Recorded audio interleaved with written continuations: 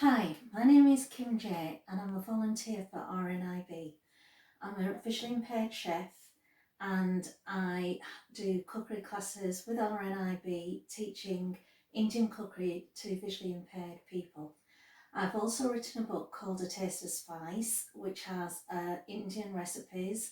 It's in large print and it's available from Amazon, and it's all the profits are going to RNIB. Now today I'm going to show you how to make Indian Scotch eggs. Sounds awful, I know, everybody kind of says Indian Scotch eggs, ugh, but trust me, they are amazing. Indian Scotch eggs are, for me, comfort food. It's weekend comfort food. It's raining outside, you're watching TV and you're tucking into these eggs and they are lovely, and it's very easy to do. Now what you need is approximately 8 large potatoes, which I am going to peel and chop into very small pieces, salt, chili powder, black pepper, or if you've got garam masala, you can use garam masala instead, and turmeric. You also need lemon juice, breadcrumbs. Now these are dried breadcrumbs and I find that they work better than the fresh ones in this particular dish. You've got coriander, and here you've got cumin seeds. Now you'll also need 2 eggs, 1 other egg which I have beaten, approximately 3 cloves of garlic which I'm going to chop very finely, and 2 green chilies which again I'm going to chop very finely. Now the first thing I'm going to do is I'm going to boil 2 of the eggs. So I've got a pan of water with enough cold water in there to cover the eggs, and I'm going to put it on. Now you're going to boil the eggs for approximately 12 minutes. They've got to be hard boiled. I've boiled the eggs for 12 minutes. Now as soon as they've boiled, I've run the eggs under cold water straight away for at least 4 minutes. Now the reason for running them under cold water straight away is it stops the eggs, the inner part of the eggs, oxidising. Sometimes if you leave the eggs to warm before you peel it and eat it, a black ring forms around the yolk of the egg, and that's the oxidisation. So by running it straight away under cold water, you prevent that. So my 2 eggs are now boiled and peeled. Now in the meantime, I have chopped the potatoes in small pieces and I've put it into a steamer. If you don't have a steamer, you can boil it. And what you want to do is boil it or steam it until it is really, really soft and you're able to mash it. Now I love this steamer for many reasons. One, it's got 3 layers, so I can do a lot of steaming. All my vegetables go in there. And the steamer is really good because it maintains more of the vitamins and nutrients in the vegetables. Plus, being visually impaired, I'm not dealing with a pan of hot water. There's hot water at the base, which is safely away from me, and it is really good, it's really fast, and I think you get a better mash. But if you don't have it, boil the potatoes. The potatoes have cooked and they have been mashed down. Now what I'm going to do now is add all the other ingredients. The first thing I'm going to add is salt. You want approximately 3/4 of a teaspoon of salt in there. And into that you also put approximately 1/2 a teaspoon to 3/4 of a teaspoon of chili powder.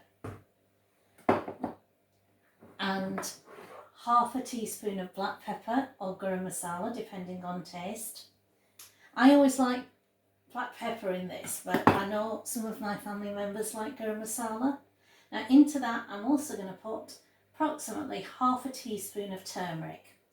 Now turmeric is really important in any curry dish because not only does it give colour and flavour, it also acts as a preservative, which when you live in a very hot country you really do need. Now into that I'm going to put the green chilies and the garlic, which I have chopped very finely, And in there also goes all that coriander, which I've chopped very finely. And the final ingredient is, well, the final one is a splash of lemon juice, which again will lift this dish, and approximately half a teaspoon of cumin seeds. Now you want to mix all of that together. Right, it's thoroughly mixed, so now I'm going to try it. Always try it.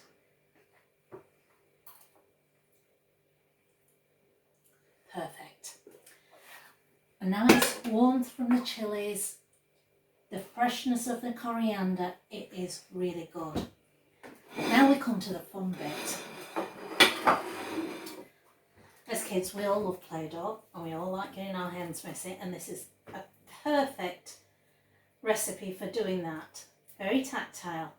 Now what you do is you get a large handful of the mashed potatoes in your hands and you slightly flatten it.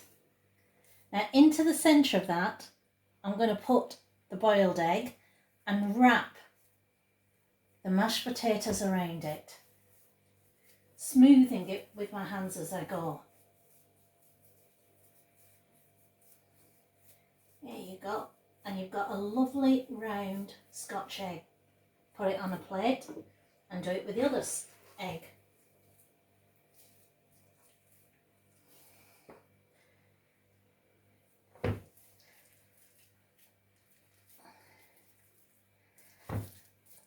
I have some amazing friends who live just down the street, and they have a son.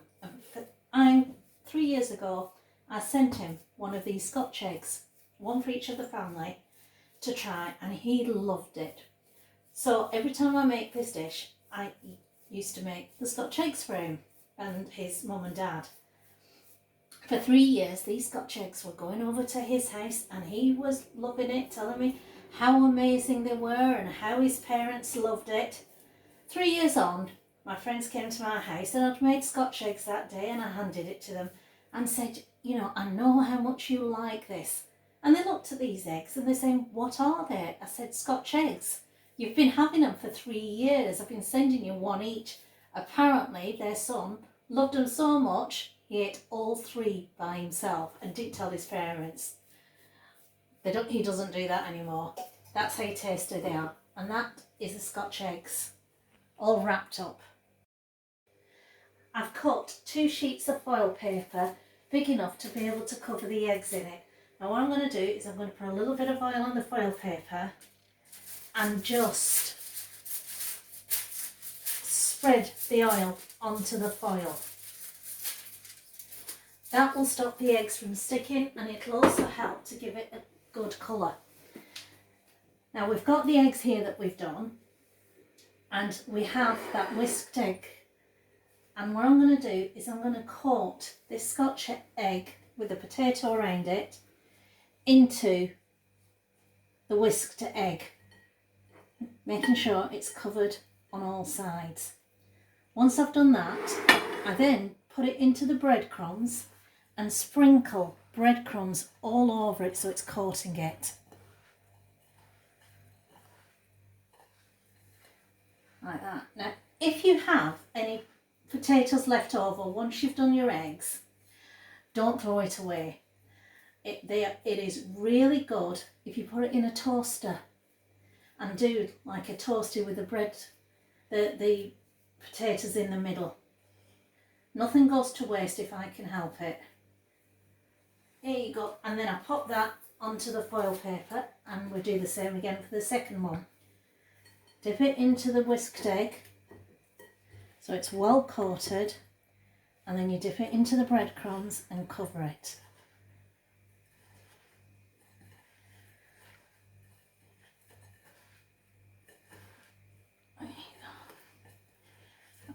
And the more you sort of dip it in, you'll notice that the breadcrumbs go a bit clumpy, but that's fine. Just pat it around it. And again, smooth it over and pop it onto the foil. Now I'm going to switch the oven on, and as you can see I have that tacty liquid which I have put, which tells me exactly the markings that I need to put the oven on. So you need it at approximately 180 to 200 degrees C. Now with a foil paper, you scrunch it around the Scotch egg so it's like a little parcel, and you put it on the baking tray. And once the oven is heated up, you put it into the oven and you cook it for 15 minutes with it scrunched up. After 15 minutes, loosen the foil and then cook it for another 15 to 20 minutes. Now the great thing about these Scotch eggs are you can make them the day before. So that you can all have everything prepared. How do I serve them? To be honest, I just eat them like that, but you could have a little bit of salad or veg with them, although they are very filling in themselves. The eggs come out of the oven, and very gently I'm going to take it out of the foil paper, and there is a lovely sort of crisp coating on that. Now if you want it even more crisper, you can keep it in the oven for an extra 5-10 minutes. Now I'm going to cut it in half, and look at that, perfect Indian Scotch eggs. Now I personally, and I'm going to be a bit of a Philistine here, I love it with tomato ketchup. It just complements the eggs perfectly. And I apologise for this, but gotta have a taste. And you break into it. Oh wow. You can smell the lemon, the coriander, the cumin. Serious comfort food. Brilliant in isolation. Very cheap to make.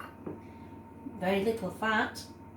And oh, so delicious.